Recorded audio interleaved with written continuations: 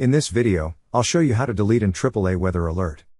And if you're new to AAA, we'll include our referral link in the description below so you can sign up and start enjoying member benefits right away. To start, open the website, acg.aaa.com. Then click on Sign In. Next, on the fields provided, enter your user ID and password. Then click on Sign In. Once you're signed in, you will see several tabs at the left side of the screen. Click on the tab that says My AAA Extras. Then on the drop-down list, click on the option that says Manage Weather Alerts. Next, on this page, scroll down to the bottom. Then click on Enroll in Weather Alert.